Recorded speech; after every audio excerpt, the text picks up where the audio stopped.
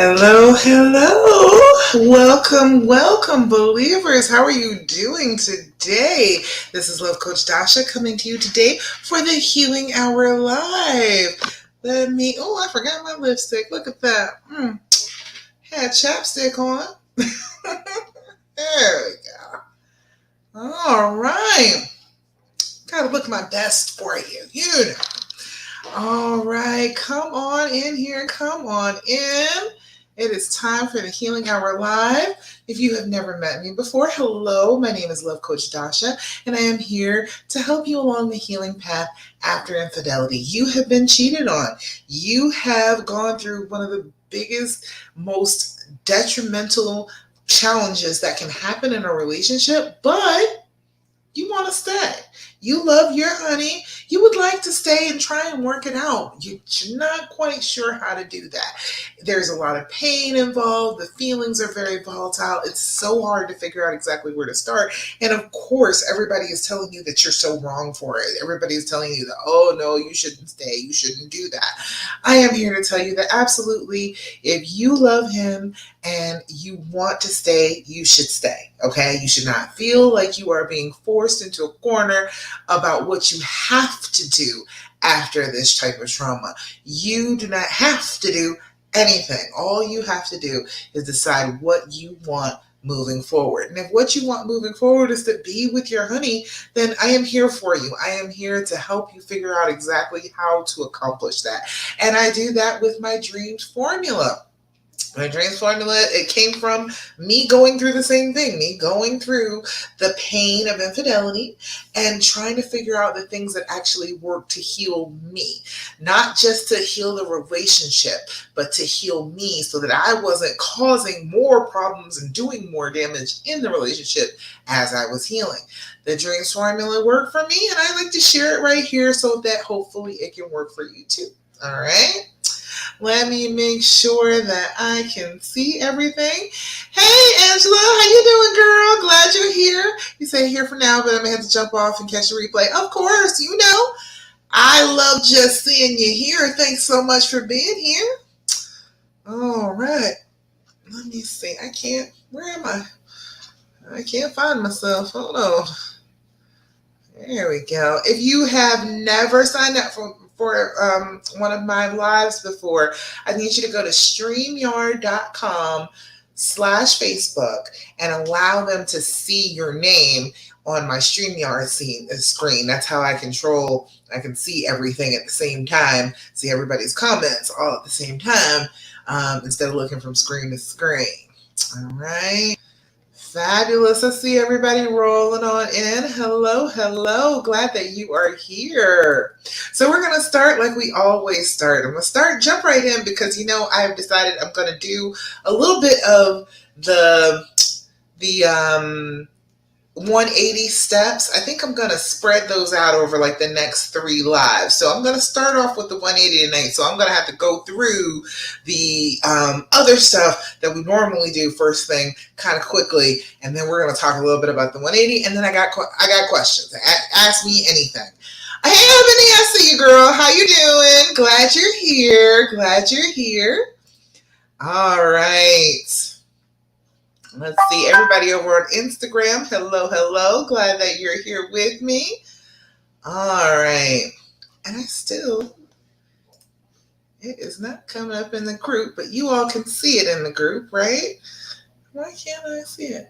Okay, there it is. All right. There we go. Hi, Casey. Hello, hello. I'm glad you are here too. All right, so we're going to start off with the basics. If you've never been here with me, these are the things that I'm going to tell you every single solitary time I talk to you, okay? It is because we have been through trauma, and to be able to deal with trauma, there are some things that you need to be doing. So what we need to do is do the basics so that we can start to get control of our emotions, start to settle those back down, get out of that fight or flight, get out of that anxious mode, and get us back to a place where we're able to be open and loving. All right. So the first thing that we're going to do is do our deep breathing. Have you been doing your deep breathing? Have you? If you have not, you've been doing yourself a disservice. If you didn't know about it, let me tell you about it. Your deep breathing is going to be a critical component, all right? You need to be doing this deep breathing at least 5 times a day, at least to start off with. What that's going to do is when you're anxious and when you have been through trauma, your body has an automatic reaction. Your brain decides, oh, we are in danger.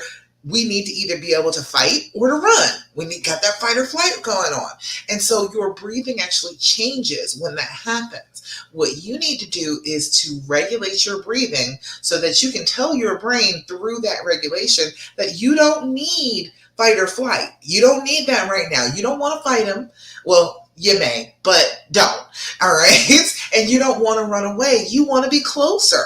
So we have to fight back against that automatic reaction in our brains. And the simplest, easiest way to start to do that is to do your deep breathing. All right. It is super important. Do not forget it. Do your deep breathing 5 times a day. All right. Cheyenne says she is ready to breathe. That's what I'm talking about. She's ready. She is ready for this, all right? You got to go ahead and do this all throughout the day because what it's going to do is it continuously tells your brain what you need it to do. I do not need you to flip out. I need you to be calm right now. I am in control. I am not in any danger. That is what is going on, brain. Can you get with me on that? And then slowly your brain starts coming around on your side and saying, okay, I guess we aren't in any danger. All right, I'll believe you. And we can go ahead and move on from there. All right, so we're going to do our deep breathing. What we do is 4-7-8 breathing. What we're doing is it doesn't matter what pattern you use. You can use any pattern. But what we're trying to do is not have a regular rhythm. We need to trick our brain up a little bit. Use the parts of our brain that need to count, that need to pay attention to numbers. And that's a different part of your brain than the part that's freaking out. So we're going to do 4, 7, and 8. People do 6, 7, 6. Whatever you want to do is fine. But we do this one together. All right. All right. I'm on the Instagram. I'm here. It says I'm live. I hope I'm over here. All right. Yeah. But at least you're here, Alexandra. I'm glad you're here. All right. So we're going to do our breathing. Blow out. Inhale through your nose if you can, and through your mouth if you can, for a count of 4. Hold that breath for a count of 7, and then we're going to blow out like we're blowing out birthday candles for a count of 8. All right? All righty, get ready. All right, we're going to do our deep breathing. Start with blow out. Inhale, 2, 3, 4. Hold it. 2, 3, 4, 5, 6, 7. Blow out. 2, 3, 4, 5, 6, 7, 8. Again. Inhale. 2, 3, 4.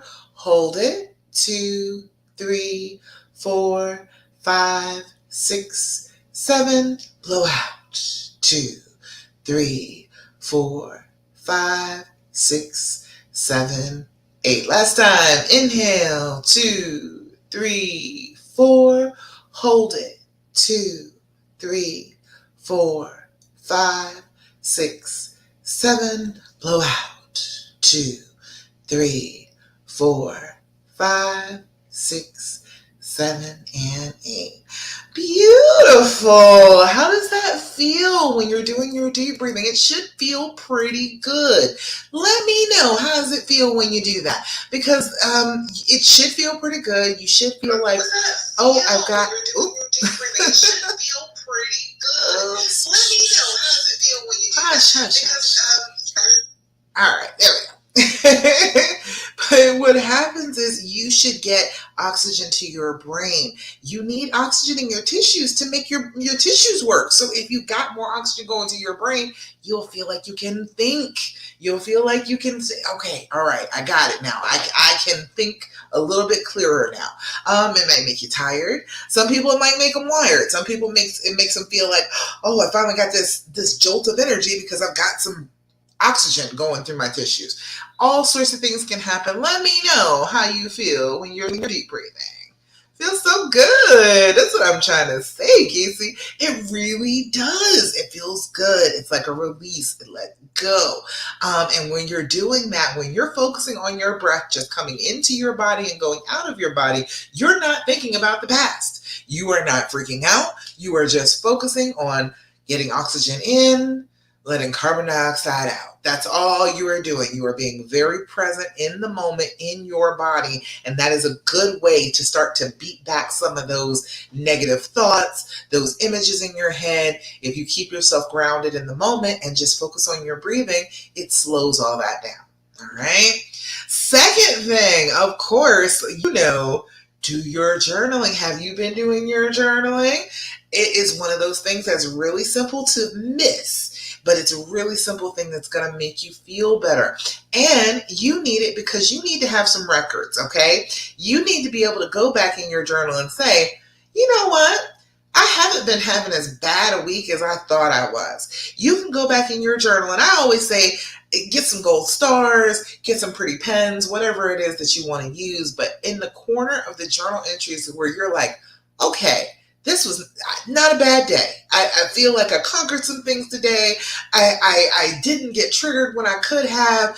Things went well. Put a star on those days, okay? Give yourself a gold star, because what will happen is you can just flip back through the book and be like, you know what? I got way more gold stars than I thought I did. Apparently, I've been doing better than I thought I did. And you need that because your brain will lie to you. Your brain will continuously tell you that everything is terrible and wrong in your life and nothing is going well and you are sure to be miserable for the rest of your life. It will tell you that as a reaction to trauma. All right. We cannot just listen to that. We cannot just accept that that is the truth, because it's not. Okay. So if you have it written down, you've actually been having some pretty good days, you've been doing okay, then you can fight back against those thoughts that tell you that everything is awful, nothing is okay. All right.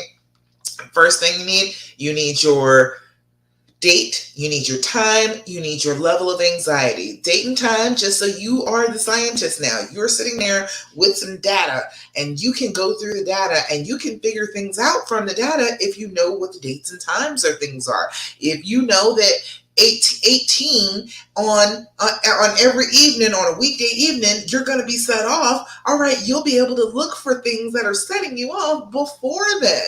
You'll know that it's going to happen. So then you'll be like, okay, no, that is not what I'm going to do this time. I'm going to handle this trigger differently. You'll know what the trigger is, so then you can do something about it. Well, that's better. Yeah. Better light. All right. So that's what we need to be working on, is writing down this stuff. And then your level of anxiety, 0 to 10. 0 is no anxiety whatsoever. Everything is beautiful. All is right with the world. You're happy. Things are great. Write that down. All right. That needs to go in the journal. Doesn't matter what kind of journal you use. Just sit down and write it in the journal that things are going well. And then if you are a 10 is an absolute loss of control. You want to rip your hair out, tear your clothes off, run screaming down the street naked because you are that worked up. You are that anxious. You are out of control of yourself. If you were at that point, chances are you're not sitting down with your journal. So you can know, okay, well, probably not a 10, maybe a 9, maybe an 8. I can reconsider that. And what happens is you start to be able to put a fence around these feelings. These feelings are not monsters. They are not creeping up on you in the middle of the night. You've got a fence around them. You know, a 0 to 10 is as big as it can get. It cannot get to be a 20. It cannot get to be an infinity. It cannot crush you if you've got a fence around it. If you know for sure it can't get any bigger than that. So it's good practice to always figure out what level of anxiety you are when you start your journal and then at the end of your journaling, okay? All right, so got your deep breathing, got your journaling. Do your journaling, all right? Twice a day. Doesn't have to be a whole book. About 5 minutes in the morning, 5 minutes in the evening, just sitting down, pouring out some of your feelings. First thing in the morning when you wake up, your brain is more elastic. If you introduce the idea that I'm going to have a fabulous day and I'm going to avoid triggers, I'm going to see the trigger and I am going to confront it, and I am just going to move through it with grace. You can tell yourself that first thing in the morning, and your brain is still elastic, and it's like, oh, okay, that's what we're doing today. And then you will find those triggers and you will get through it with grace. But if you tell yourself first thing in the morning that it's going to be a horrible day, it's probably going to be a horrible day. So remember, first thing in the morning, your brain is listening to you. Make sure you're very careful about what you say to it. And in the evening, before you go to bed, your brain is more elastic. It will absorb things better. So tell yourself positive messages. Give yourself affirmations. Whatever you can do to retrain your brain not to go to the worst case scenario at all times. All right? All right. Next thing, of course, it's Thirsty Thursday. I don't have anybody though. What's going on with Thirsty Thursday? Come on, y'all. Give me everybody that's here right now. Go ahead and give me some goodness for this Thirsty Thursday. Thirsty Thursday is all about focusing on good things that have happened. Remember, I told you your brain will start lying to you, telling you awful things always happen to you. Nothing good is ever going on in your life. And that will bring you down and make you want to hide more. It will make the trauma worse. It will make the effects of it worse if you believe that. But if you are constantly thinking about things that you are grateful for, that are good things that are happening in your life, that you know for sure, hey, this is a great thing that has happened. I am delighted by it. Yes, I am so happy about this thing. You know, I love this necklace. This necklace makes me happy. Just happy that I get to put it on today. It was broken. I fixed it. Yay, I get to wear it.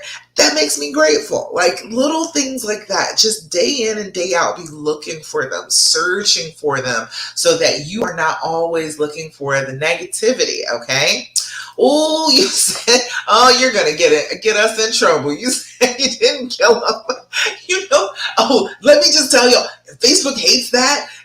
Like the unalive, that's why the kids on TikTok always say unalive, because if you put kill up here, they'll erase your comment. So just so you know, that I know what you're talking about, but Facebook's algorithm automatically picks that up and is like, oh, no, we got to moderate that. Take that out. So just so you know, they might take your comment down about that.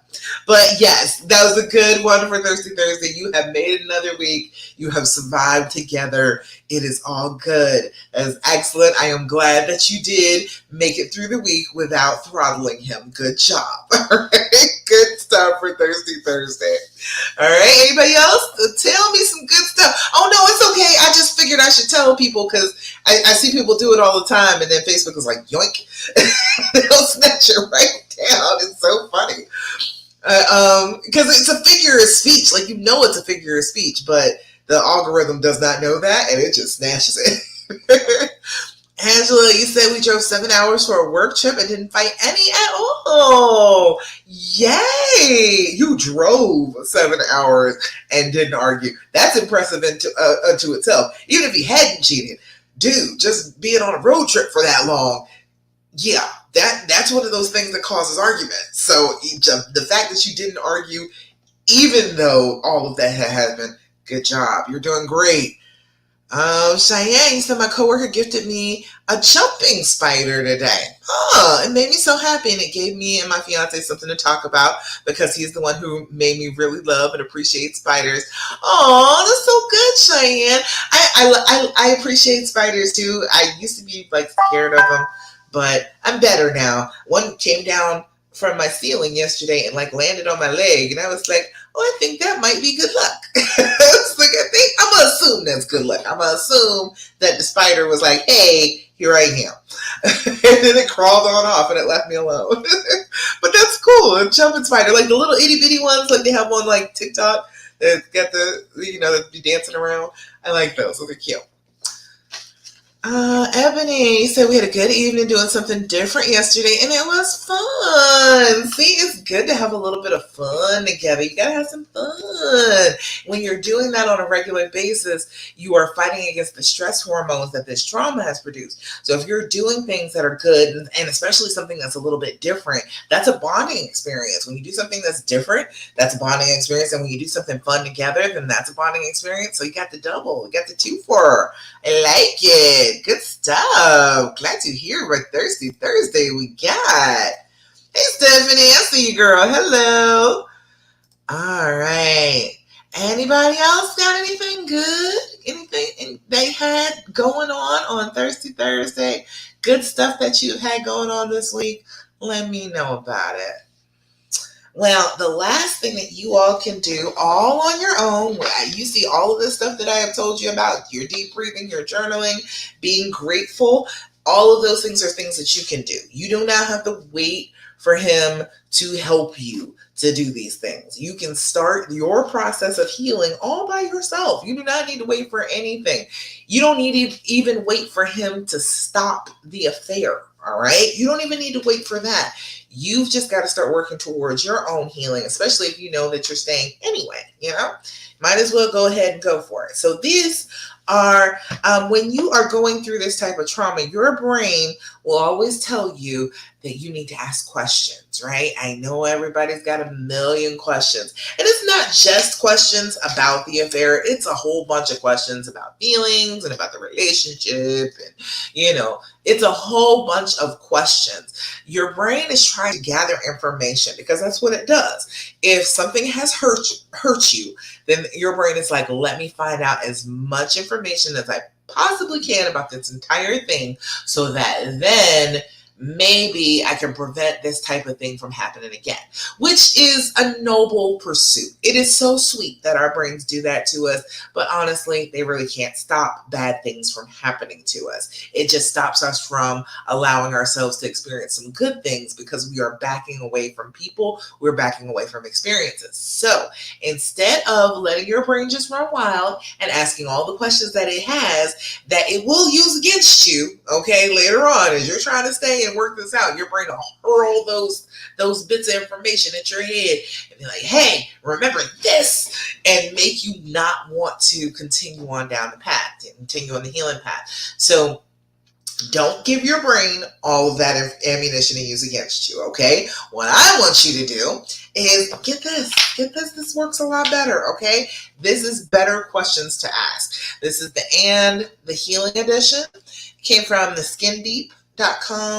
I think you got to put in /shop, but they're also on Amazon too. And they're on YouTube too. Hey, youtube.com/theskindeep. Hey, look at that. It's watch the Emmy award-winning series. I hadn't even seen that on this box before.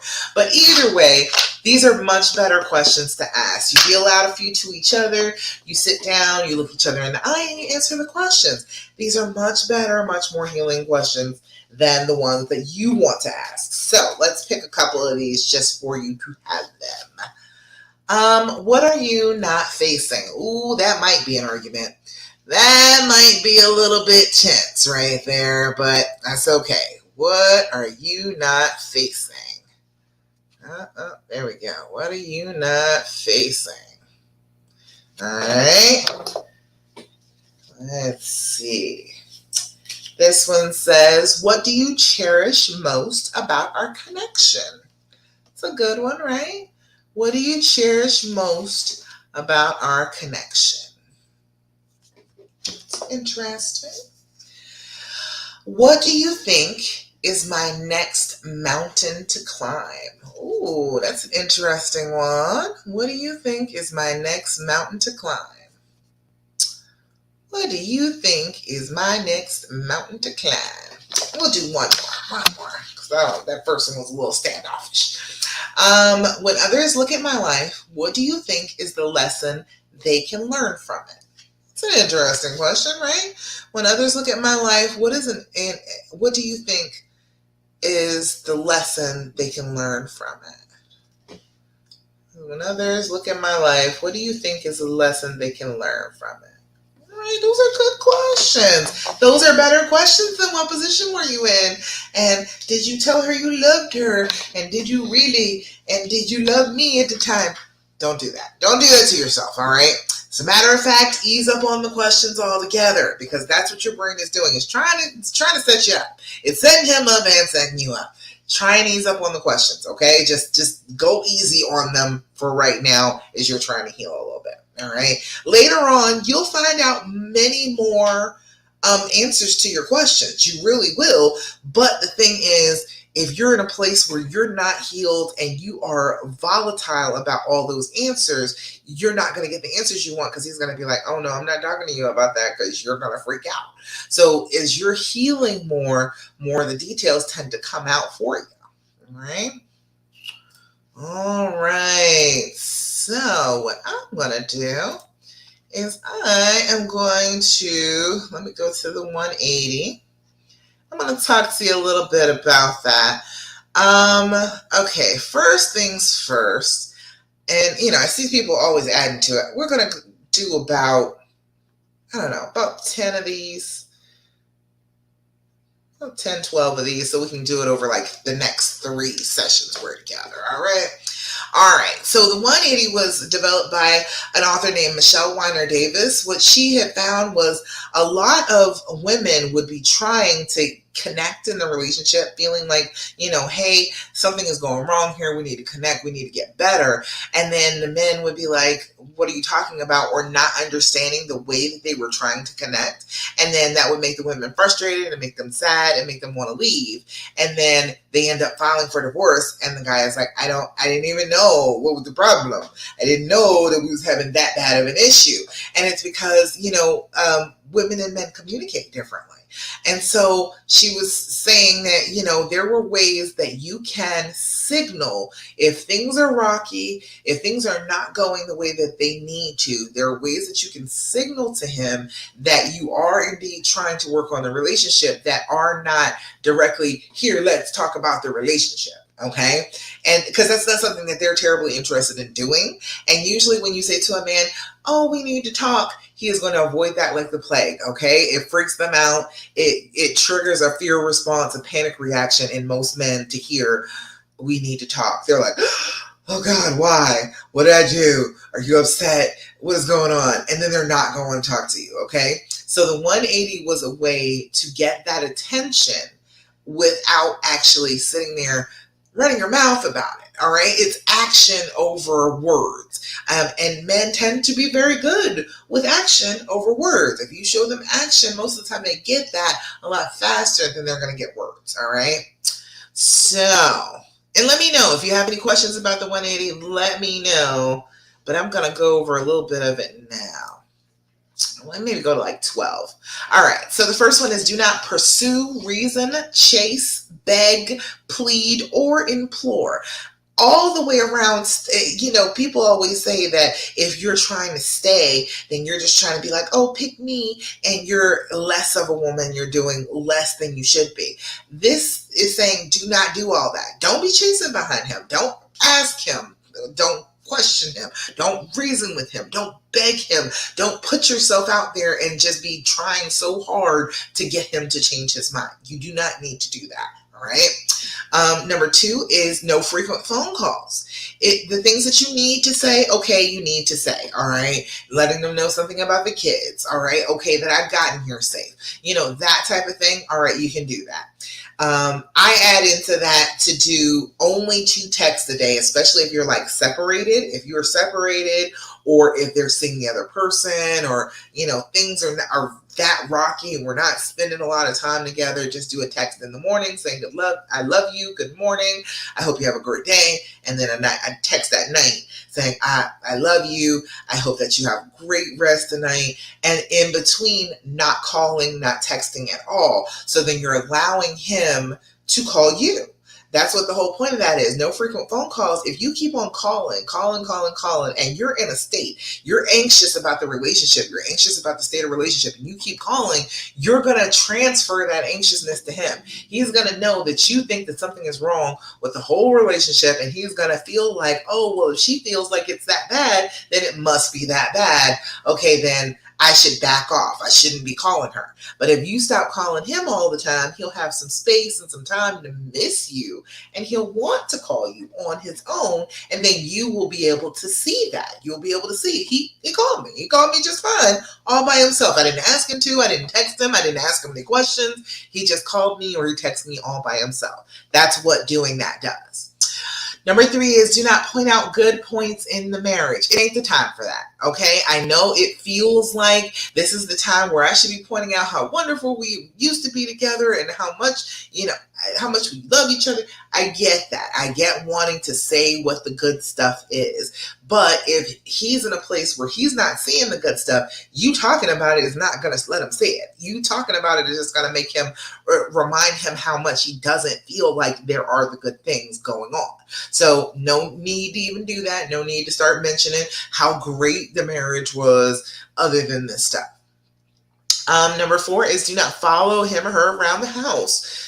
I'm guilty. I have done it, okay? And I try not to ever do it because that's a good way to start a fight. That's a good way to start an argument. That's a good way to have some domestic stuff happening too. Chasing each other around the house, not giving each other any space. If you are arguing and you move away from each other, or if you're in separate spaces and you come chasing after them with madness, with being upset, with all the anxiousness and whatnot, if you come after them with that, guess what's going to happen? You're going to get in an argument.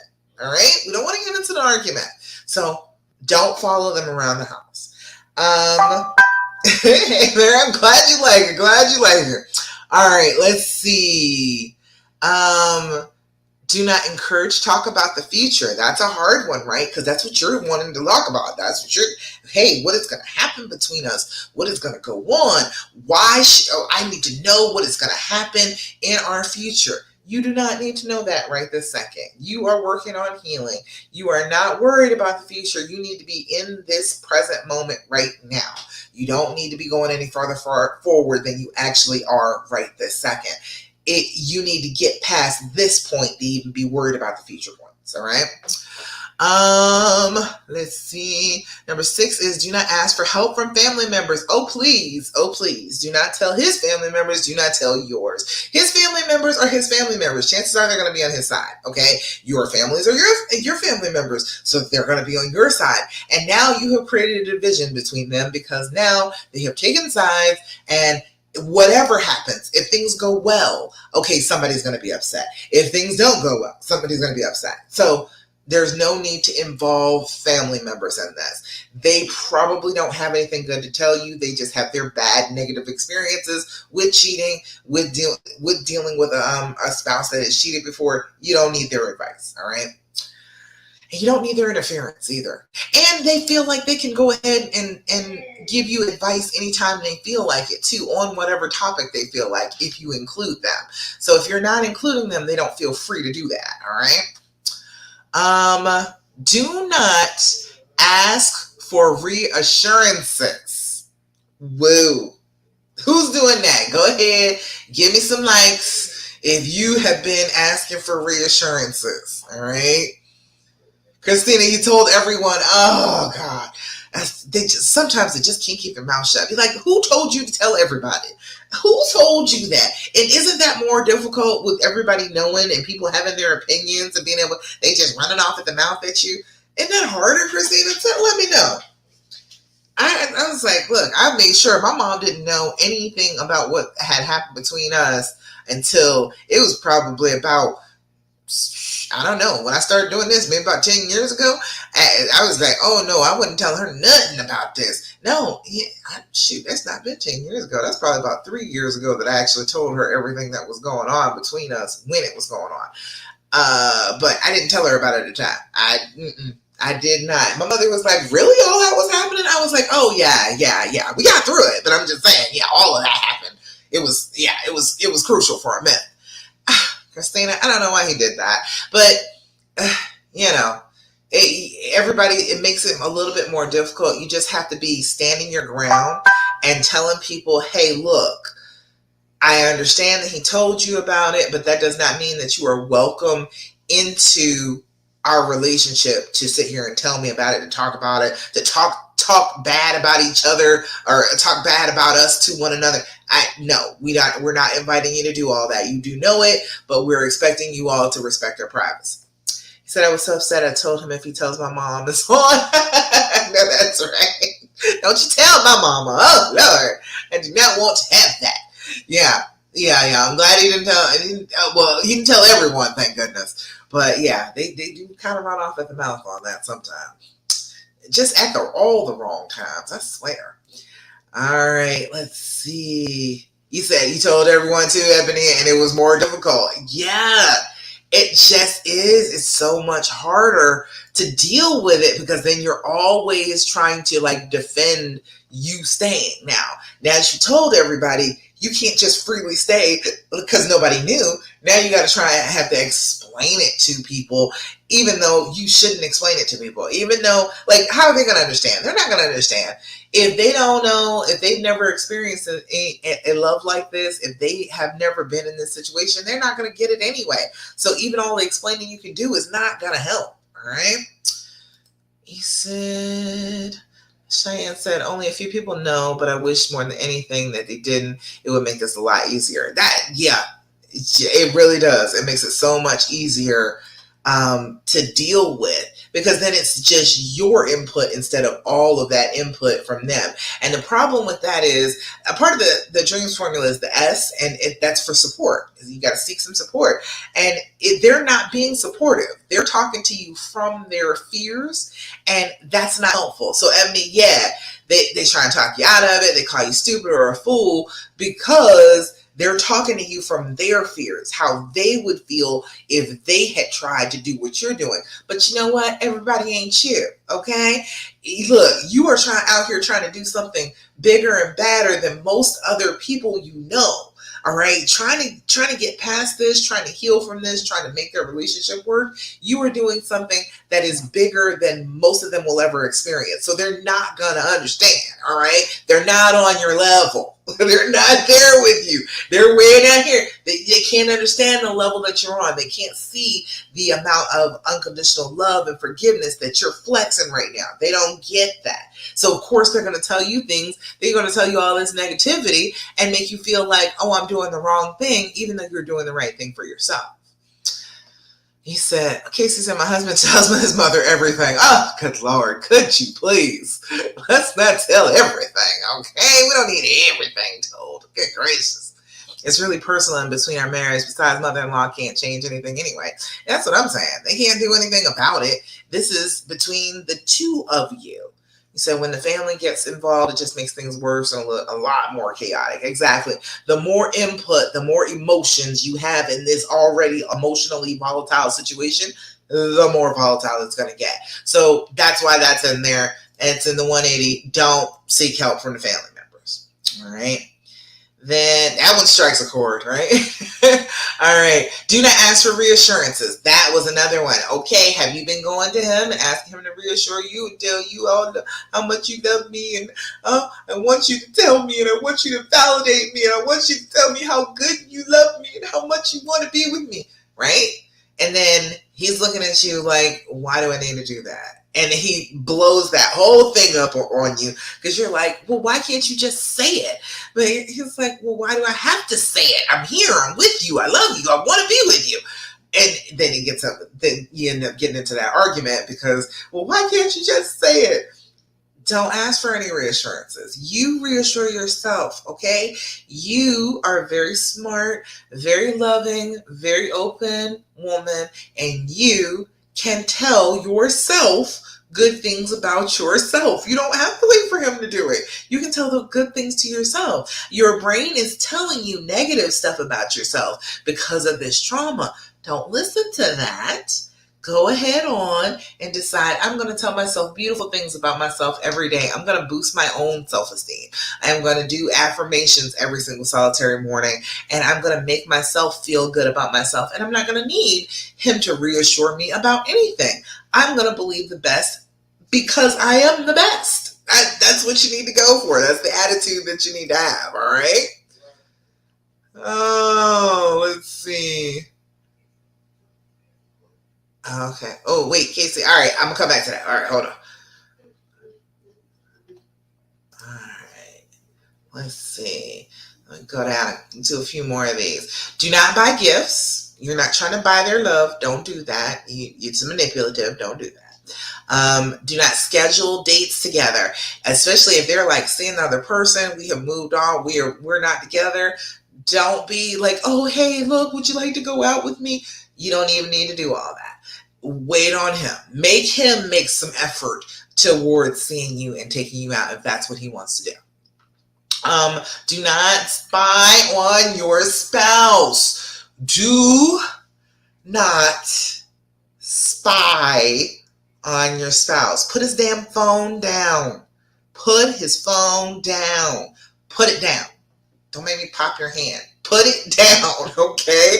And as part of the 180, it works well in real life too.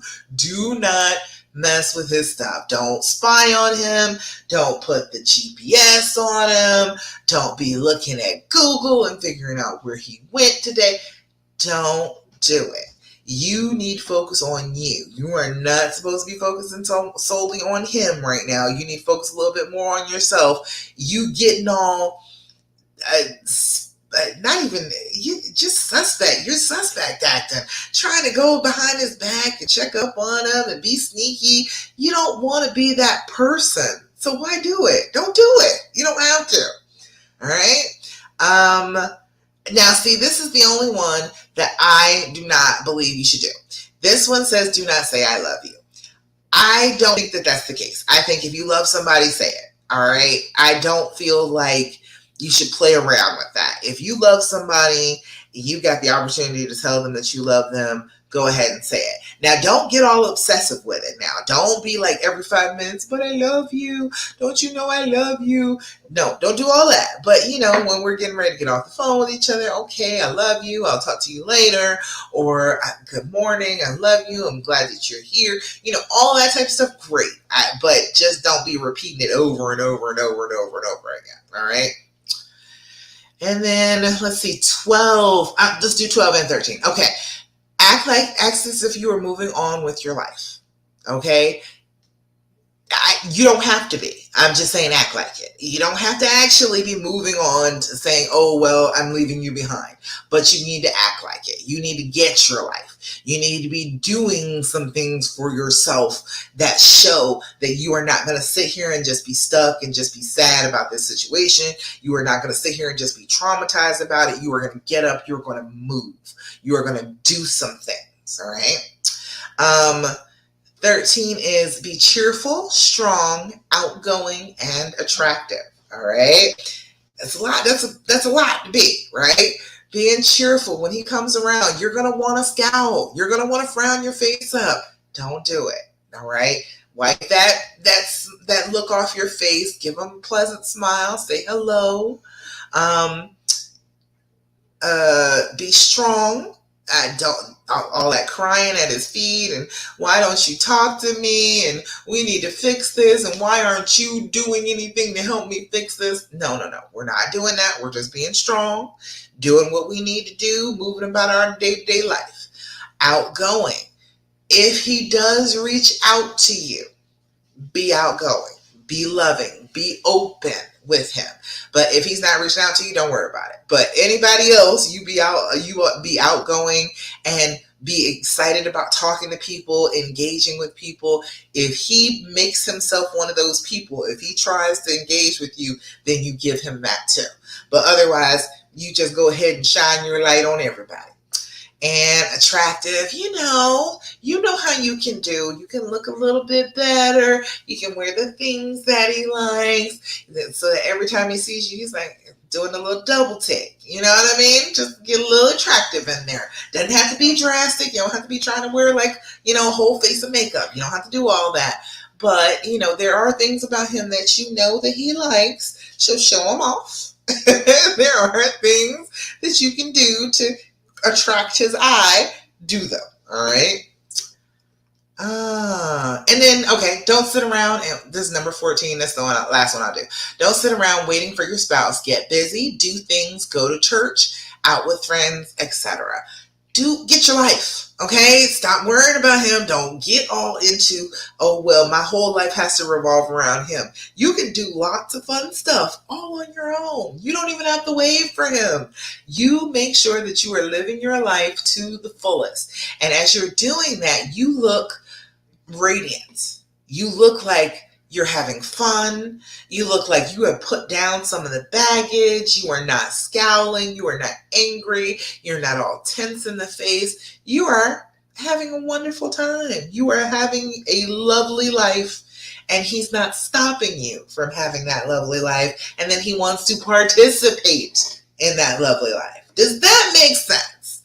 This up till now. Does that make sense? Those things about the 180 technique. I'll go over them. I'll go over the next ones, next week. But let me know. All right. All right. Okay. Let me go back. Now I get to answer some questions. All right, good. You're feeling me on the 180 stuff. I won't go through the whole thing because that'll take the whole hour. But because I only got like 10 minutes left in this hour. But I'll keep going until I answer all the questions. But either way, let me know if you got questions, okay? Casey says, the biggest issue with my husband and I is a lack of communication. I try and talk to him, and he just starts arguing and goes out the back door. He actually blamed me for him cheating on me. Okay, Casey, what are you trying to talk about? You're saying a lack of communication, but you're saying, okay, I try to talk to him. So that's saying that this is not regular conversation you're trying to have. You're trying to talk about the pain, right? Is that what it is? You let me know if I'm wrong. So, but of course I realize it's not my fault. He made the choice to step out. Absolutely. Definitely not your fault. All right. But what's going on with the trying to talk about it? Because people always say that to me. Women always say to me, oh, we have a lack of communication because he won't talk to me about what he did wrong. And nobody wants that. Okay. When have you ever been with somebody and they were just eager to tell you all about what they did wrong? They want to sit there and talk about it for hours about what they did wrong and what they did to you. Has that ever happened in your entire life? Have you ever done that? Have you ever sat down with somebody who's like, here, let me sit with you and tell you about everything you want to know about how I did you dirty? Like, has that ever happened? No, I doubt it. So that's what I'm saying. Most of the time, if he's feeling like it's starting an argument, he's feeling like you're attacking him about what he did. And you keep on talking about it over and over and over again.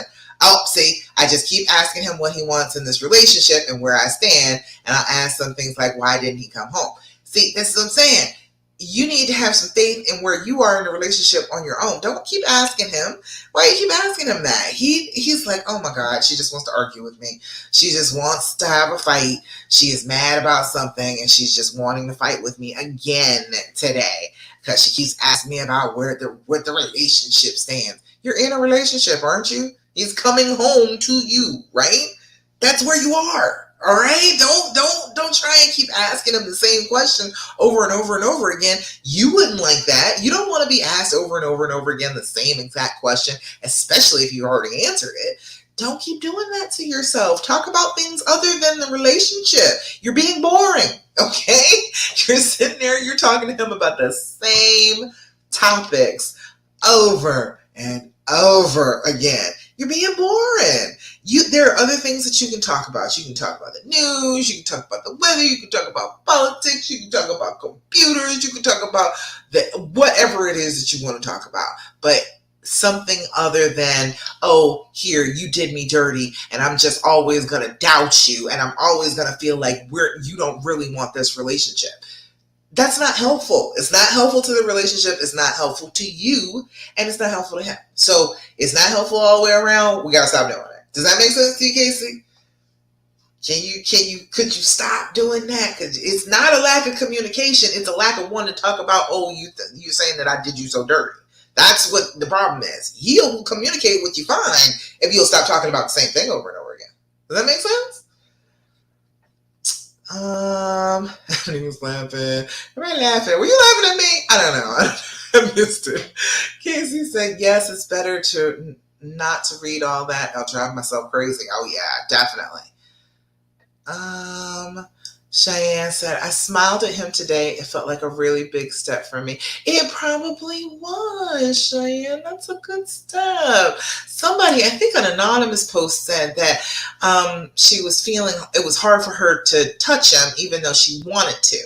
Okay, so in that particular instance, if your brain is screaming at you like, oh, just get a damn hug, just get the damn hug, okay? Stop fighting against it. It will instantaneously feel better. You'll be shocked how much better you feel when you just go ahead and get the hug. All right. So instead of fighting against him, you're like, I'm not going to touch him. He's gross. You got the cooties. Instead of doing that to yourself, go ahead and just open your arms and go to him.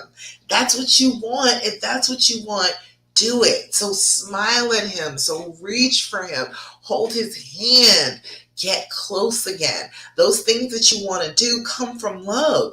Do them. There's nothing wrong with you doing them. I know people will tell you that you shouldn't do it, but all that means is the only other choice you have is to stay angry, to stay tight, to stay mean. And then how is the relationship going to work out from there? Like, what happens then? Okay, you stayed angry and you stayed tight and you didn't smile at him and you didn't offer any affection. And okay, now what? Now, like, how is that going to work? Is that going to continue to make you all feel better? Or is that going to make you feel worse? So you got to look at it like, from where do you want to be? Do I want us to be all healed up and together? Or do I want us to be apart? If you want us to be apart, okay, yeah, you don't give the hugs, you don't give the affection, you don't smile, you don't do that type of thing for them. If you do want to be together, you do the actions of a person who wants to be together. That's how that works, okay? And that will help you heal. It really will. It will instantaneously make you feel better if you just go ahead and give into, I want to touch him. Okay, all right, I'm going to go ahead and touch him. If I'm mad at my husband and we're laying in bed at night, we're always touching feet. We may not be like pressed up against each other, but our feet are touching it in the bed somehow. And if I'm mad at him, then I have my feet all the way over to the edge of the bed. I'm not touching him, and he's not going to get any touch from me tonight. And then I feel bad, and my chest is tight, and I'm anxious, and then I'm sitting there stressing out, and all I got to do is just reach my foot over and touch his foot, and it goes away, and it's fine. And it's like, okay, yeah, I might be mad, but okay, but so what? I still love this person. He still loves me. I'm going to still act like it. I'm going to still treat him like it. And when I do, it goes away. I'm not fighting myself anymore. So you got to try and do that. All right. Alexandra, you said so hard to do the 180 or smiling or giving in. All of it's hard. All of it is hard. I'm not saying that any of this stuff is easy. I am just saying it is what you need to do. It isn't easy. I'm not saying that at all.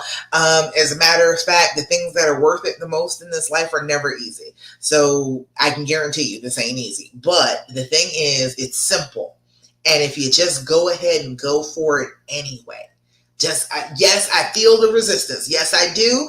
But damn that resistance, I'm going to push through and I'm going to do it anyway. You will instantly start to feel better. You will be doing the things that are in alignment with what you want. When you are in alignment with the fear and holding back and being petty and being mean and talking about it all the time and anxious and have a headache about it all the time, you're not getting to that place of healing. You're not getting to that loving place. And so you're going to just stay stuck and you're going to be in pain. But when you go ahead and go for it, when you just say, okay, yes, I'm not comfortable, I'm not happy, but I'm going to push through and with this love anyway, it reminds your brain, oh, this is somebody I really do love. Let me go ahead and get it together. Let me go ahead and do right. Let me not be so tense. Let me not be so resistant. All right. Everything makes sense to you? Excellent. Good. I'm glad. Casey. Yeah, you got it too? All right. Fabulous. Alexandra said it's a battle / being vulnerable. It really is. It's hard to be vulnerable anyway, because like, honestly, like they're telling women now, like, we just shouldn't be vulnerable to anything. Don't put up with anything, get mad about everything, be petty as you possibly can, do all the things that are really destructive to a relationship just because you're worried about how you're going to be treated. And I'm like, I'm all about your soft era, okay? Everybody right now is trying to be in their villain era. I ain't trying to have you be in your villain era, okay? It can, it can turn from right here and get to a villain era. I know it can. It's very easy to do. But I'm saying I want you to make the decision right now that you're going into your soft era. You're going to be going into your vulnerable era because you got somebody that you love, okay? What is the point of being with a person and not being able to be vulnerable with them? To not open yourself up to them? Like, what is the point? If you got the right person, practice that. Do it. Go for it. And then, yes, it's scary and yes, it's hard, but the more you practice something, guess what? The easier it gets. All right. And it's not scary anymore. So the more you practice it, the more you do it, the better you're going to feel. All right. That makes sense? That makes sense. Let's see. Question. Cheyenne, you got a question here? All right. You said, oh, I was answering your question. I didn't even realize it. All right. It's been 2 weeks since I found out my fiance cheated and I still can't touch him. There's been days where all I want is to hug him. But then when I think about it, it's like my body shuts down and gets uncomfortable. I'm having a hard time letting him touch me in any way after knowing he touched her. My heart is forgiven and wants to move forward, but how do I get my mind and body to do the same? You've got to recognize that your body is being controlled by your brain. And your brain is trying its very best to protect you. So talk to your brain about it. Be like, okay, look, I get it. I get that you are giving me that gross out feeling, that, that's disgusting, don't let him touch you feeling because you're trying to protect me. I understand that that's where it comes from, but I am telling you, brain, that is not helpful to me. I want to hug him. I am missing hugging him. It makes me feel bad that I'm not hugging him. So what I'm going to do is I'm going to go ahead and hug him. And Cheyenne, get a hug. I mean, get a hug. Make him wrap his arms around you tight, all right? Press the whole front of your body up against the whole front of his body, like melt against him, okay? Do that and tell him to hold on to you until you relax, until your body feels like it's not tight, you're not here anymore, that you are let your shoulders down and back, you're squeezing him back, your breathing has evened out. Tell him, look, just hold on to me until you feel like I'm relaxed. And let him do that for you. Let him help you with this. You want it, go for it. All right? You don't back your off from it. All right? As much love as you possibly can get it. All right? All right. Alexander, you wrote some questions on Facebook for the live. Okay, and the other post that I put up there. Let me look.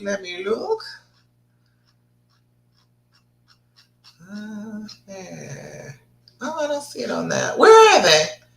Copy paste for me. Put it in on Facebook for the live. Oh, okay. Oh, like just what you call it? A post. Okay, I got it.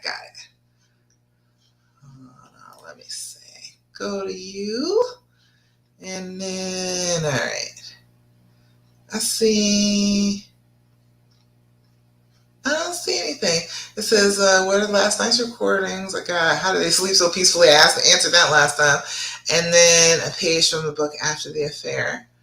I don't see it, Alexandra. Show me.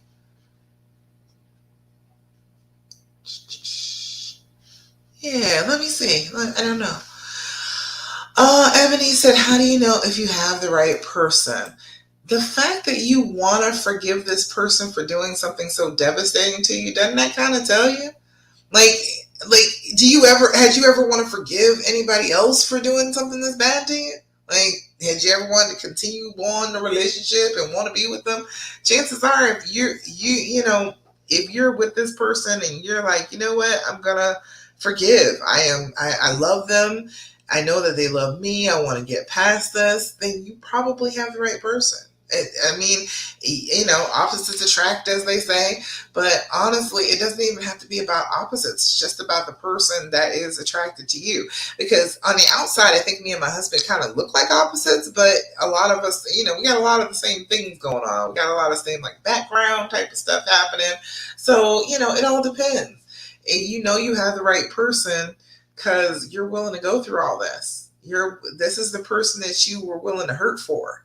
Like, has it been anybody else that you were willing to do this for? That you were willing to forgive like this? That you were like, okay, yes, I'm willing to forgive you because you cheated on me. Like, how many people have you really felt like that about? I've never felt like that about anybody. I was like, if you betray me, look, dude, seriously, I'm not gonna give you any chances.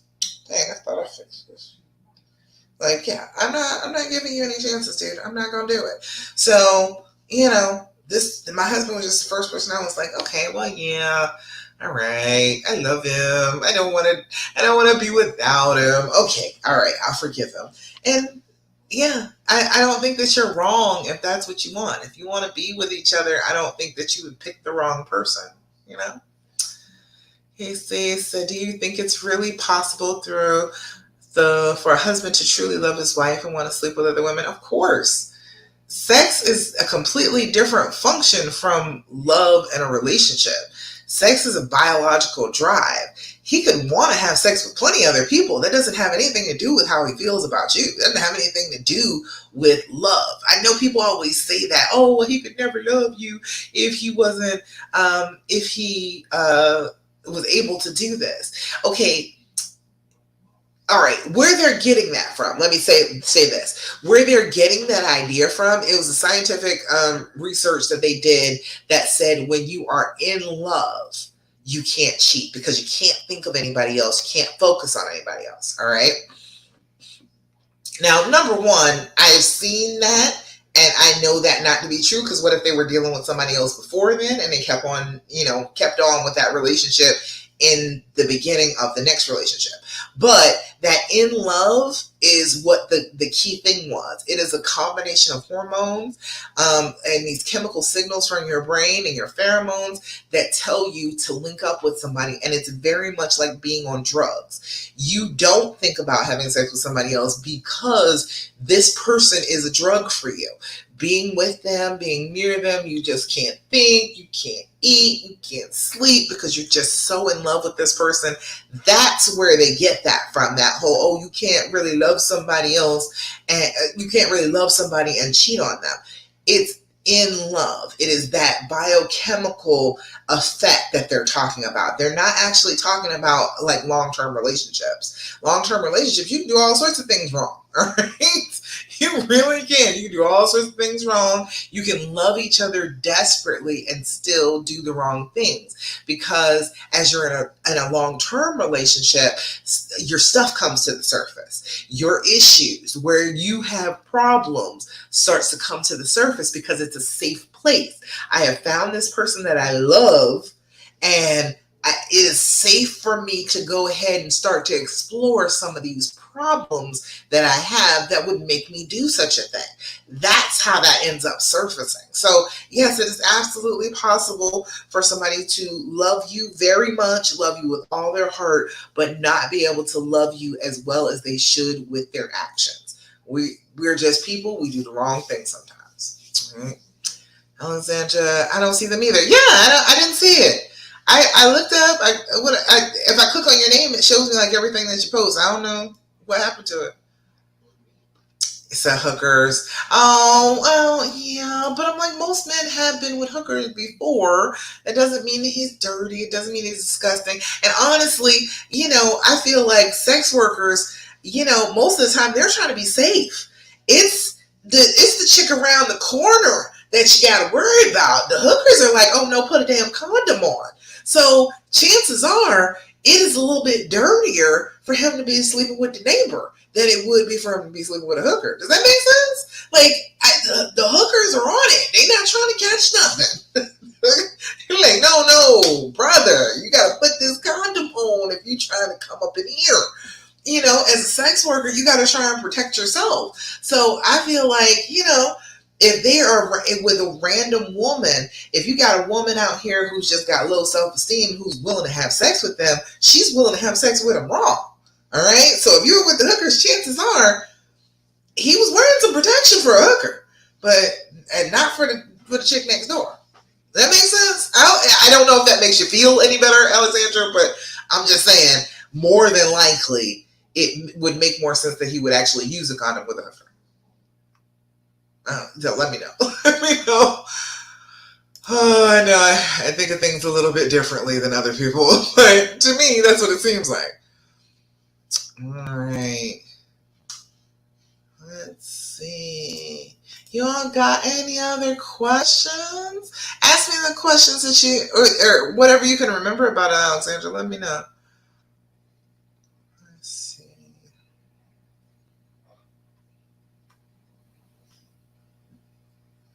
Yeah, that's the and I see Casey. I see your comment in the or your post.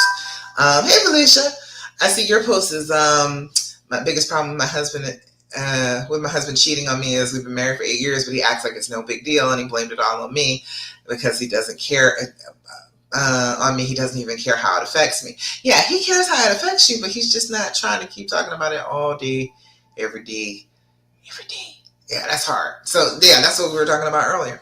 Hey Felicia, hey girl, glad you're here. Hi everybody over here on Instagram. I see all of y'all. Hello, hello.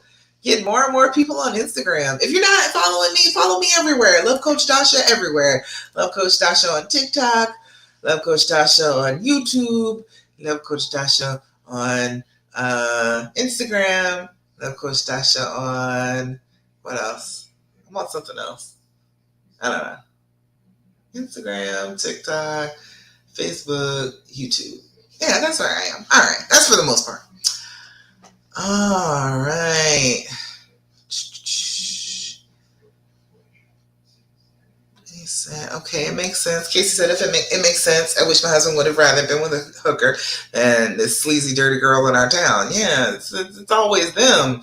That's the dirty ones. That's the ones that you're going to catch something from is the chick that live around the corner who everybody had to turn. Yeah, that's the one you need to be worried about. The sex workers, hey, they're trying to protect themselves. They're not trying to die.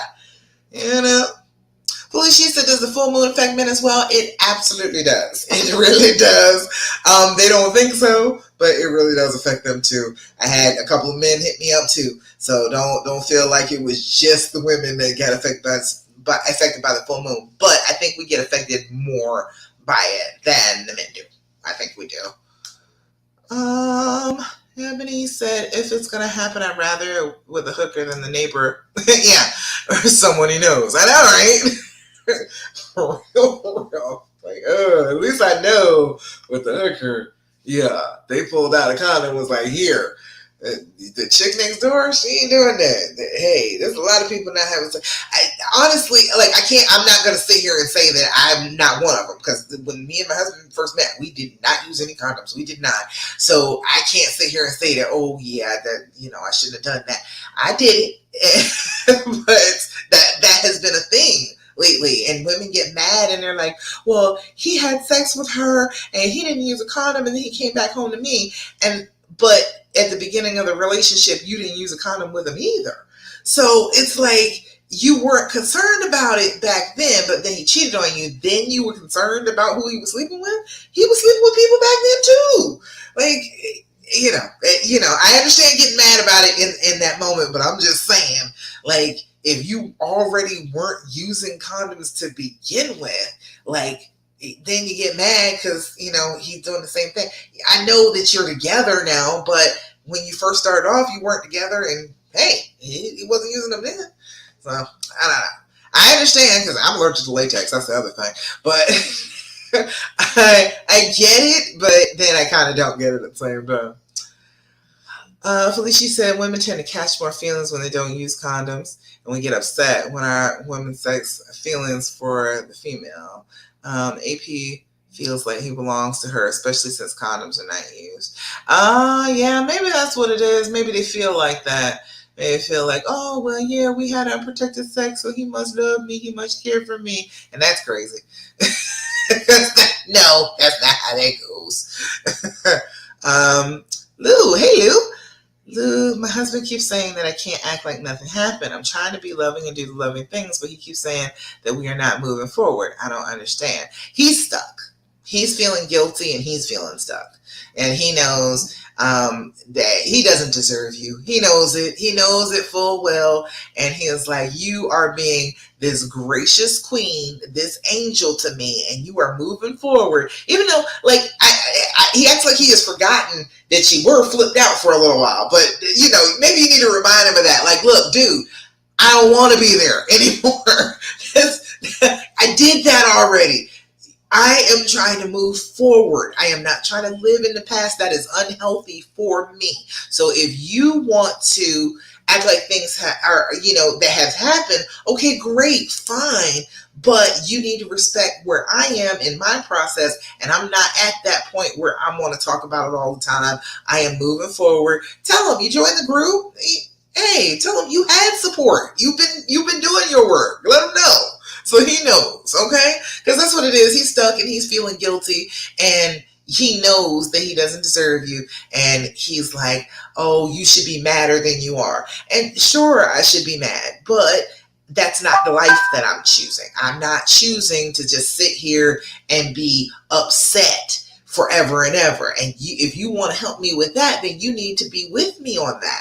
If I'm at this point, you need to come on and be with me at this point and let me guide this healing a little bit. You know what I mean? I don't know. You trying to control this. And he gets so upset because I talk about us to other people. I'm like, dang, you only really talk to me. Tell him he can come talk too. Tell him, Lou, you've been waiting for me. Tell him we'll do a session together. If he feels better and he want to talk about it, okay, fine. We can all talk about it together if he wants to. But he'll see once you introduce him to me, and he'll see. He'll be like, oh, okay, that's why you feel better. She's pretty good at making you feel better. Let's see. Alexandra, you said how to communicate better. Well, what are you trying to communicate about? See, that's the whole thing. Are you trying to talk about the pain? Is that what we're trying to communicate about? Because if you just want to talk about normal topics, just talk about normal topics. You don't have to have a method of communication to do that. More than likely, if you feel like you want to communicate better, that is, I want to talk about this pain. And that's not going to help. Okay, well, what do you want to talk about? What do you want to communicate with them about? Just in general, you just sit down and start talking. Try this. Okay, this is some basic stuff for men, talking to men. First of all, start off with the headline. Do not tell him the whole damn story first, okay? He is not going to be listening. He is not going to care. He is going to get frustrated because you are telling him all of the details instead of telling him the headline. You know how in the newspaper, I know newspapers are about out of date now, but newspaper, article online, whatever it is. Okay, bang, headline. This thing happened, all right? Do that with him. Hey, bang, I got a traffic ticket.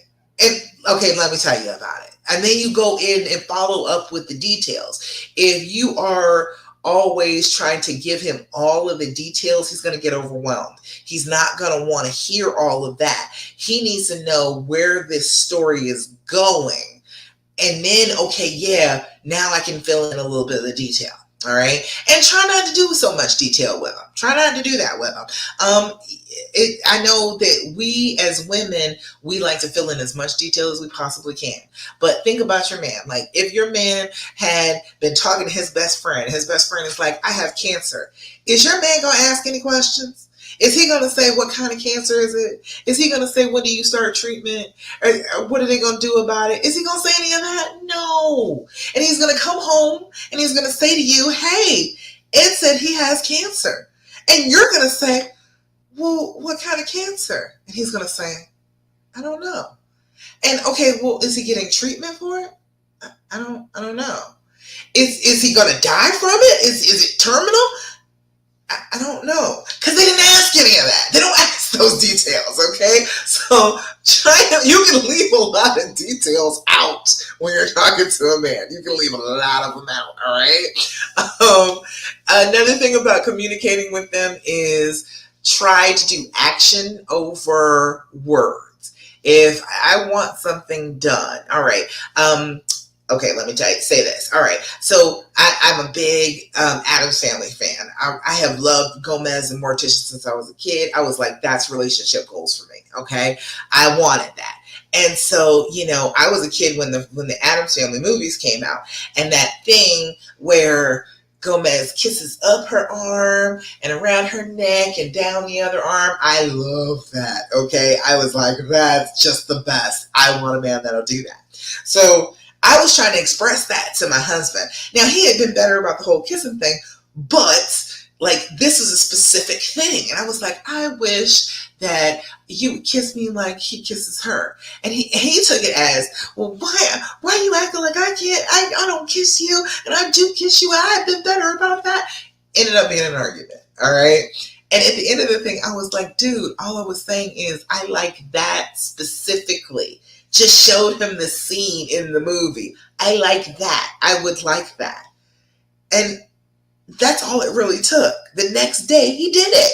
That's all it took was him to just see the video. Me be like, hey, I like that. Can you do that? He did it. And so now and so then, of course, when he did it, I giggled like a schoolgirl. Okay, I'm just giggling. I am big old smile on my face. Feels like my face is about to crack. And he looked at me and he was like, that really got that much of a reaction from you? And I was like, yeah, I told you that I wanted it. And so that clicked with him. The reaction, my smile, my delight at it had more effect than the words ever could have.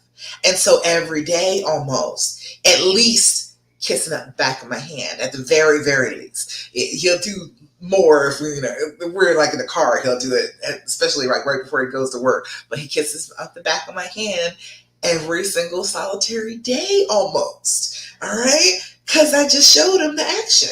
All right? So they work better with action. Does that make sense?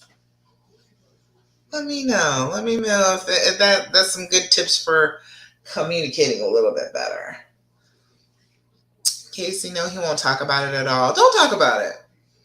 Go back to the 180 stuff. Don't talk about it. Talk about other stuff. Enjoy yourselves. Have some good times together. Bring that tension level down. Get a little closer.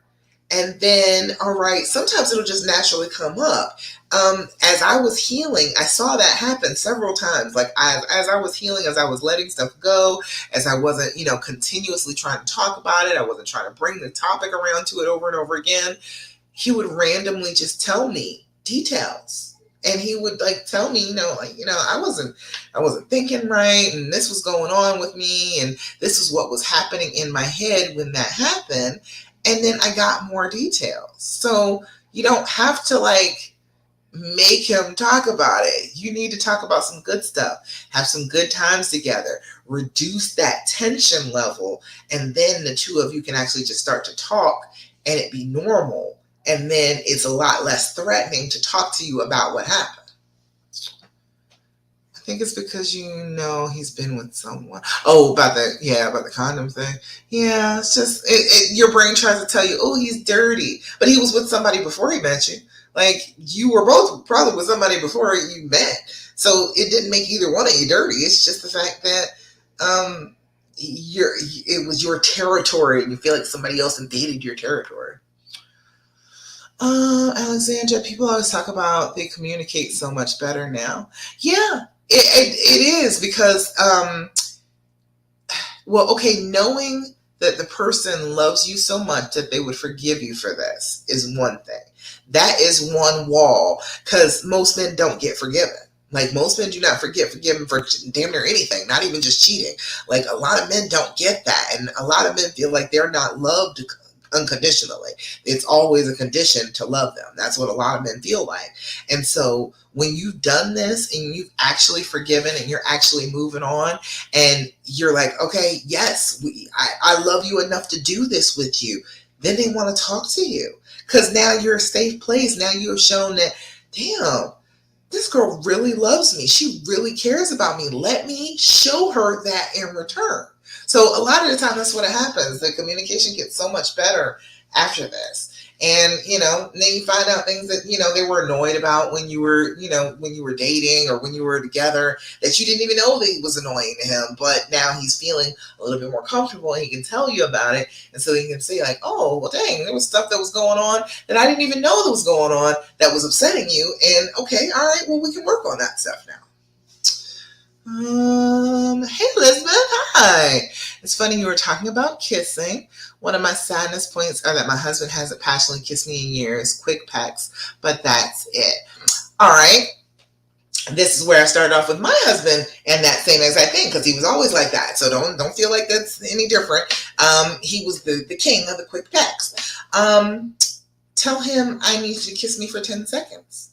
Just tell him that.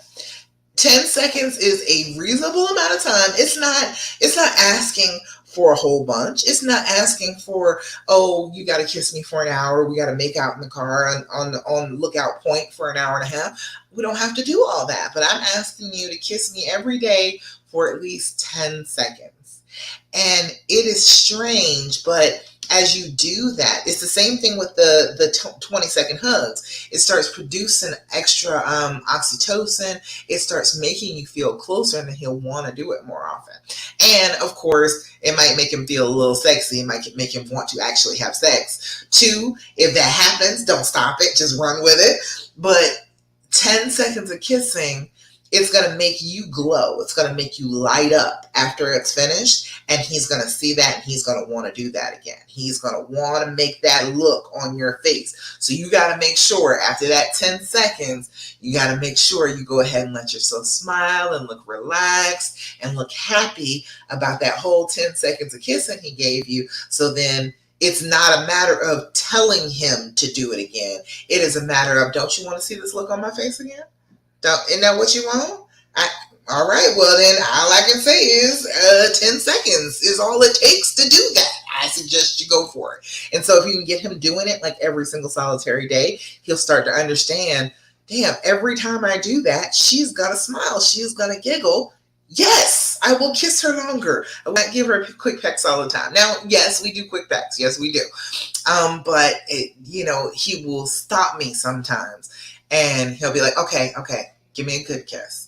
And he'll let it linger for a little while. He didn't do that when I met him. He didn't do that for years. But he just figured out that I liked it. And when I showed him, I was like, yes, do that. I like that. Then he was like, oh, okay, I get it. This is what she likes. Let me do it again. All right. And that's a very good way to communicate with them. If you just smile and make sure that you show that whatever it is they did was really, really positive to you, they'll try and repeat it almost every time. All right. Oh, there it is, Alexandra. I see. There it is. It was at the healing out alive thing. Okay. He said, I'm stuck mentally. I don't want to be the victim. Why? Honestly, how do I move forward? How do I heal myself? Right now, I can't say I love you first, and I feel stupid trying to give him hugs or showing him empathy. My wall is up. What does communicating with each other really mean? Thank you. I'll be late because of you sports, but you're here with me right now, so it's fabulous. All right, so it's the thing is, okay, you don't want to be stuck. So anytime that there is something that makes you feel like you're stuck, you gotta do it. All right. If you don't want to say I love you first, that is where you're stuck. You gotta do it. You gotta push past it. When you are allowing, okay, what happens is when you're traumatized, right, your brain creates this loop of things that it does that are trying to protect you. All right. Your job is to break that loop. Is to tell that loop, no, I do not need you stuck in my brain forever, because it will be, okay? Once you get that path worn in there really good, all the paths worn into your brain off of pain and trauma are very strong pathways. So you have to be telling your brain, no. I am not a victim. I love this person. I am going to tell them I love them first on a regular basis. And then you just go for it. Start to do it. Decide that you're going to do it and do it. Show up. Go give him that hug. I'm trying to tell you 20 seconds. Tell him, look, I need you to just hold on to me for at least 20 seconds. I need you to hang on to my body and feel my body. Feel when I relax. Don't let me go until I do. Don't let go of me until I go and I come down and my breathing is normal and I'm okay. Just don't let me go until I do that. You're not stupid at all. It's stupid not to be with the person that you love. Like that's not a stupid thing to do, to be with the person that you love. That is exactly what you're supposed to do. You are supposed to live the life that you want to live. If this is the person that you want to live it with, then damn it, that's not stupid. It's just not. It's only stupid if you didn't want to be with him, okay? But you do. You love him. You want to be with him. So you got to be pushing through the fear. The fear will keep on telling you that you shouldn't do this. You should back away. Ooh, he's dirty. He's got cooties. Don't do it. And why? Why did he do this to me? You probably know better why he did it than he knows, okay? You know him well. You know what's going on with him. You know we got issues. You probably know better than he does exactly why he did this, all right? So what you got to do is every morning when you wake up, decide, I am moving forward. We are not sitting here dwelling in this pain. I am going to behave like a person who is healed today. And then everything that comes up, okay, what would a person who is healed do in this situation? And constantly be questioning yourself like that. Letting those walls down. Be like, no, I'm not going to live behind a wall. Why I got to live behind a wall? Because something bad happened to me. No, I'm not going to do it. I'm going to push past this wall. I'm going to push into my discomfort, and I am going to reach for the thing that I want, which is for our relationship to be happy, healthy, wonderful all over again. That's what I want. That's what I'm going for. And as you do that, you start to break up that cycle that's going on in your brain that happened because of the trauma. Does that make sense to you, Alexandra?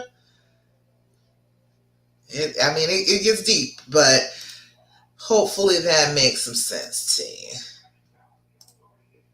Hey there, LaQuisha. I see you, girl. Hey. All right. Let's see. Christina, you say he won't stop sniffing me right now. Great. You got those pheromones popping, girl. You got them popping. You got him all up in here, don't you? He all up in your neck trying to smell you. I know that's right. Our sense of smell is our strongest associated with memory. So, you may remind him of some good stuff. You may remind him, he may he have good memories attached to the way you smell. Your favorite smell is usually your favorite memory. So if he's sitting there sniffing you, you're probably his favorite smell and his favorite memory. Right? All righty. Let's see. Anything else? All right. Okay, good, Alexandra. That makes sense. All right, good. Because really, I know it's hard. It's all difficult. It is. I'm not going to say it isn't, but that's why I'm here. I'm here to help you with it, okay? If you need help, if you are stressed about this, if you're feeling like you just don't know which way to go, you don't know what to do next, go ahead and get signed up for one of my last couple of days of one-on-ones. It is pinned in the pin section of the group. And I was trying to copy and paste it, but I can't even copy and paste it. All right, let's see. Yeah, it's pinned in the pin section of the group. And honestly, you can come just talk to me. I have 3 days left. I have the 15th, Saturday, Sunday, and next Thursday. That's the last days I'm doing it. So there's only 3 days left, but there's several times available. So if you want to come talk to me, you haven't had the chance. I know some people had to cancel. If you haven't hooked yourself up with a time and a date yet, go ahead and do it. I'll tell you about my programs, tell you about my text support program where you can just text me all day. Let me know what's going on. I will try and redirect you. I will help you. Anybody here that's got the tech support, tell them that it's good stuff. And then I've got my recovery and reconciliation program. That's a little bit more advanced. You're having an easier time if you're joining in the recovery and reconciliation program. I think that's going to be like the second step after you do one of my other programs, as you can come into that one. I don't think I'm going to just let folks in. I want people that are making progress in my recovery and reconciliation program, because it's not as one-on-one. It's not as hands-on as the tech support is. Oh, and speaking of, I said trust and almost forgot to tell you, I'm doing a challenge. We are doing a challenge in about 2 weeks, a little less than 2 weeks, starting on October 24th. We are going to do the Tricky Triggers Challenge, okay? So what I want you to do for me is to message or to put below this video, if you're catching this now or catching it on a replay, what is it that you want to know about the triggers, okay? What could help you out? What has been causing you problems with the triggers?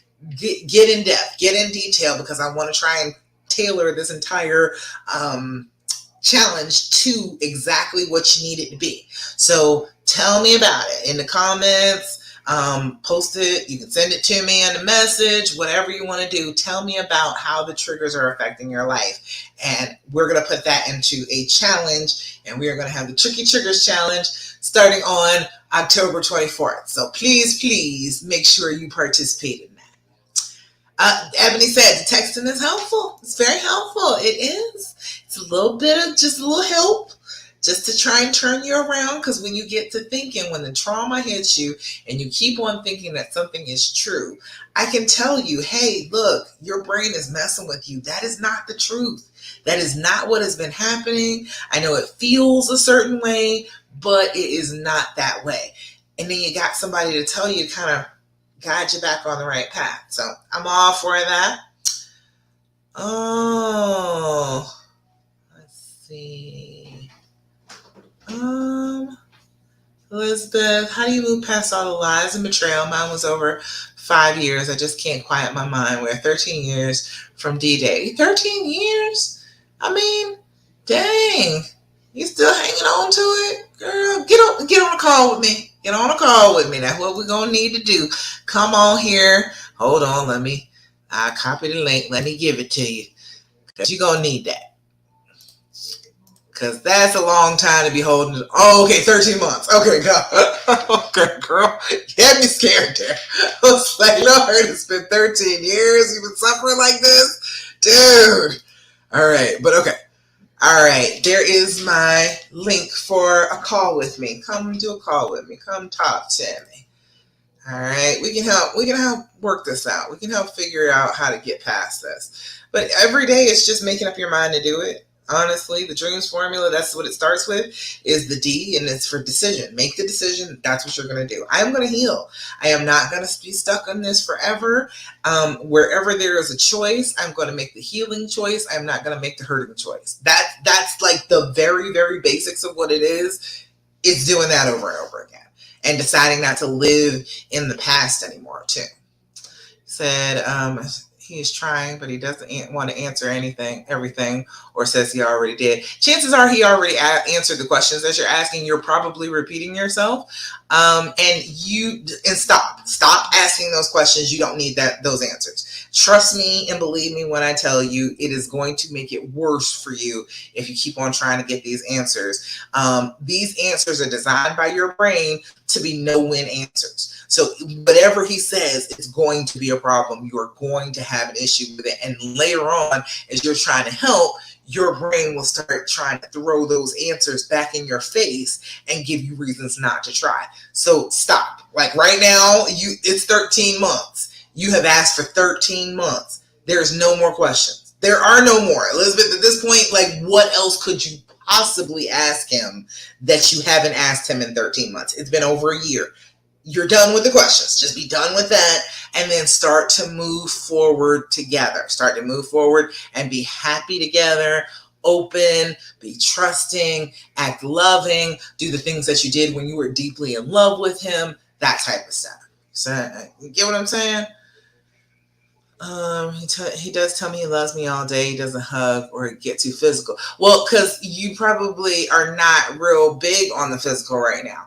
If you're this upset and you're still trying to talk about the pain and still trying to talk about what he did wrong, you're not really welcoming any of the physical right now. So that's a good way to start. Touchy Tuesdays. I'm always challenging you to touch for, extended periods of time because it helps. It changes the way that your hormones are working. Right now, you got a whole bunch of stress hormones in charge of everything. You got to bring back the hormones that love him, the hormones that like him. We got to bring those back. We got to work on those a little bit more. Let's see. Okay. That's all. Is that it? Is that all we got today? Let me know. Let me know if there's something else you want to ask me. Otherwise, I will be back again next week, 8 p.m. Eastern Standard Time for the Healing Hour Live. I will most assuredly be back. All right. I don't see any other questions yet, so I guess I'll call it right about now. Going for an hour and 40 minutes. Okay, yeah. The Healing Hour has expanded. And I'm glad it has. I'm glad the Healing Hour has expanded. I'm glad for all of you coming and talking to me. I absolutely love it. These sessions are so much better when we've got people participating and talking and, sharing their ideas and sharing what's been going on with them in their lives. So we're going to end it on an affirmation.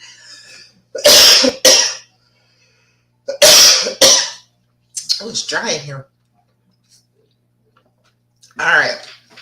We're going to end like we normally do. We're going to end on an affirmation. Just so you remember, an affirmation is anything you tell yourself, okay? It can be a negative affirmation or it can be a positive affirmation. Whatever you're sitting there repeating to your mind over and over again, that is the affirmation that you're choosing. So instead of choosing a negative one, let's do a positive one, shall we? Let's see. Shuffle these up here. Get an affirmation.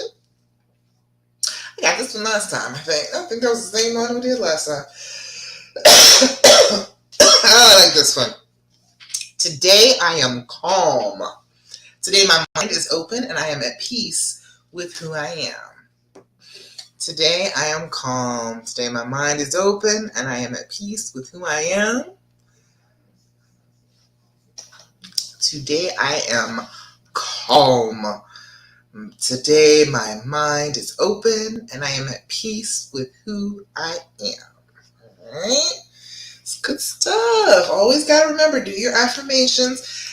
I am big on affirmations. I do them every single morning. I do not tell you all anything to do that I have not personally done and it has not worked for me. So everything that I'm telling you, know that it's been tested. It has been tried out and I know what works. So do your affirmations. When you're doing them consistently, you start to change how your brain works. You start to change the things that your brain is telling you to do because you're coming from a more positive place than you were in the first place. Casey said, I understand where you're coming from, though, Elizabeth, because it really is really hard to let it go, but you need to. It's the first step in healing. It really does. Just decide that that's okay. It's okay that you want to forgive them. It's okay that you want to be all right. It's okay that you want to love this person. It's okay that you want to forgive them and move on with it. That's all right. There's nothing wrong with doing that. I know people will tell you that you're wrong for it, but you're not. If you love this person and that's what you want, you should have what you want. You shouldn't have to feel like you are painted into a corner and you can't have the person in the life that you want because they did something stupid. That's crazy. That's insane. Why in the world would that be real? Like, just because they did something wrong, you can't have what you want. Please, I'm not doing that. Absolutely not. I'm getting what I want because that's what I want. My husband, I wanted him. I was like, that's the one. And I knew from the very beginning that I loved him and I wanted to be with him, and we were going to just work it out. However it had to go down, we were going to get it done because that is the person that I wanted to be with. And that's what happened. If you make up your mind what you want to do, you can make it happen. You see, I think of it like this. I'm doing it for myself to try and help myself heal. Exactly. You're not really doing it for him. You're doing it for you. You're doing it for what you want in your life. And what you want is this person and love from this person and to this person. You should have that. You should have it, and there's nothing wrong with you wanting it. All right? Christina, there you go. That's what I'm talking about. Do the affirmations. Today I am calm and at peace with myself. I know that's right, girl. Say them affirmations. Whatever you say to yourself, that is an affirmation. So make sure you're paying attention to what you say. And I guess for the next week, make sure that you don't listen to what the fear tells you to do. Whatever the fear tells you to do the opposite. And make sure that you message me or sign up for a session with me if you have not yet, because after I get done with these sessions, we're going on to a challenge. We're moving on. I'm not doing any calls this next upcoming challenge. So if you want to talk to me, you better get on it now, all right? I don't think I'm doing any more calls. I might around Christmas. Maybe do some calls around Christmas. I'm not totally sure. And that might be my gift to you. But as of right now, I don't think that I'm doing any more calls for the year. So if you want to get on a call with me for free, go ahead and message me or get on this link. Click the link in my link tree on Instagram or on this video on my Love Coach Dasha or my Love After Cheating page. All right. All right, I guess that's about it, y'all. Thank you so much for joining me and participating in the Healing Hour Live. I love every single one of you. Thank you for being here and for trusting me with trying to help you with this healing. I really appreciate that. Don't do what the fear tells you to do, and I will see you again next week, 8 p.m. Eastern Standard Time for the Healing Hour Live. I'll see you again next week. Bye.